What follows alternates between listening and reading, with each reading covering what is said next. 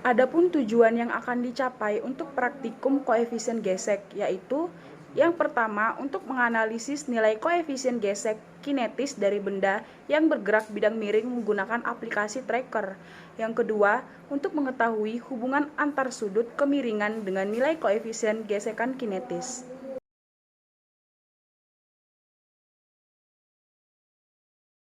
Gaya gesek merupakan gaya yang timbul akibat gesekan benda dengan permukaan lintasan. Setiap benda menghasilkan besar gaya gesek yang berbeda-beda bergantung pada koefisien gesekan masing-masing bendanya. Koefisien gesekan ini dipengaruhi oleh jenis benda. Pada saat benda diam, timbul gaya gesekan statis, sedangkan pada saat benda bergerak akan timbul gaya gesek kinetis.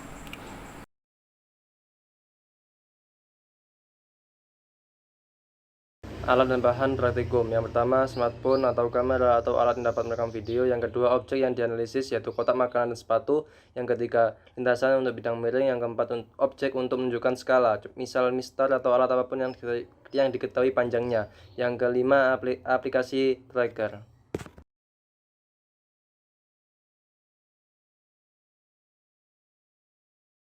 Kali ini kita akan masuk ke dalam metode untuk menganalisis video trackernya. Pertama kali, kita membuka aplikasi tracker. Lalu, kita drag video yang telah kita buat ke dalam aplikasi tracker. Untuk mengetahui di mana benda akan mulai bergerak dan berhenti, maka kita tekan segitiga di bawah. Selanjutnya, posisikan video dengan menarik segitiga di bawah.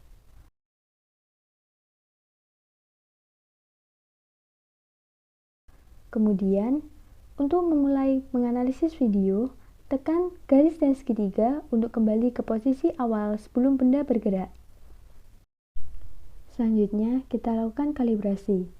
Dikarenakan di tracker 6.0.1 tidak terdapat calibration tape, maka di sini kami menggunakan calibration stick. Calibration stick ini digunakan untuk menyesuaikan panjang lintasan. Di sini kami menggunakan papan sepanjang 1 meter. Langkah selanjutnya adalah dengan mengatur kemiringan supaya sumbu X sejajar dengan lintasan. Jika kalibrasinya mengganggu, bisa dihilangkan dengan menekan kembali simbol kalibrasi. Kemudian, atur kemiringan sehingga benar-benar sejajar dengan papan lintasan.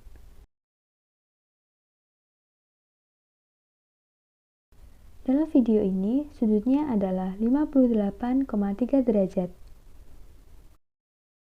Kemudian, menekan kembali simbol kemiringan yang berwarna pink. Selanjutnya, kita bisa memulai men-tracking videonya. Dimulai dengan menekan tracker, kemudian point mesh. Selanjutnya, tekan Ctrl, Shift, dan klik secara bersamaan pada objek. Maka akan muncul seperti pada layar ini. Kemudian tekan Search, maka akan men-tracking secara otomatis.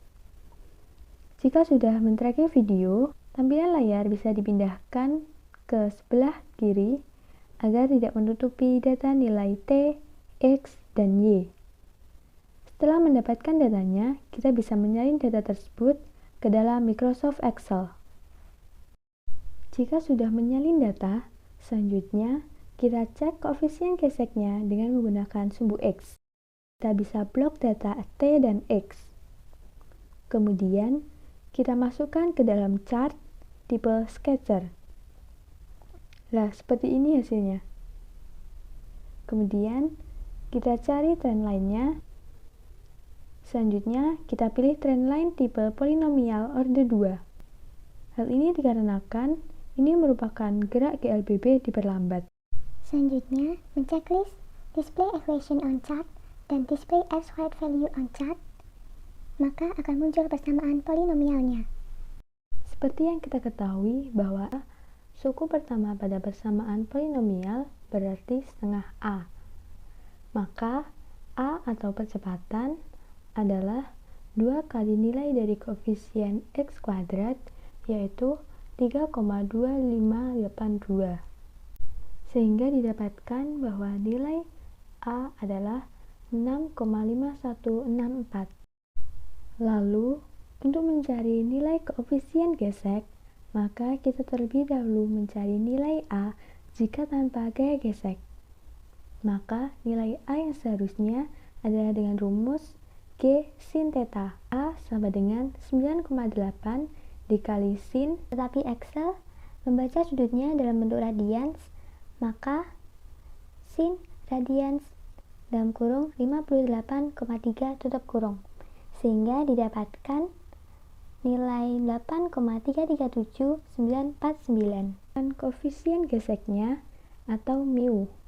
Rumus dari mu adalah G sin theta min A per G cos theta sama dengan 9,8 kali sin radians 58,3 min A yaitu 6,5164 dibagi 9,8 dikali cos radians 58,3.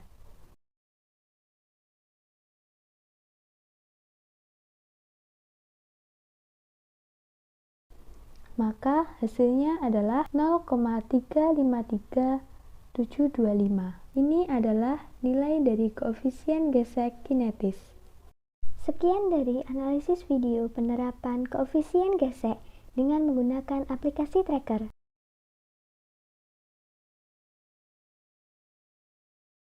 Kesimpulan pada praktikum kali ini yaitu berdasarkan dari hasil praktikum, hubungan antara sudut dengan kecepatan laju gerak benda yang meluncur pada bidang miring terletak pada sudut yang ditentukan.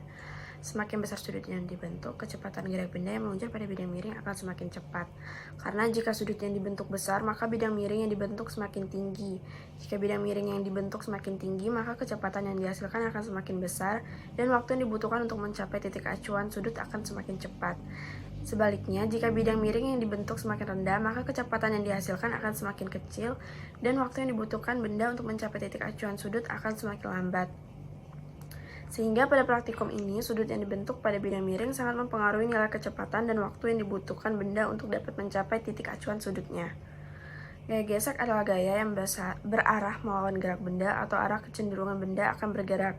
Gaya gesek muncul apabila dua buah benda bersentuhan, dan dari data yang kami dapat, bahwa semakin besar sudut yang dibentuk, maka semakin besar pula koefisien gesekan.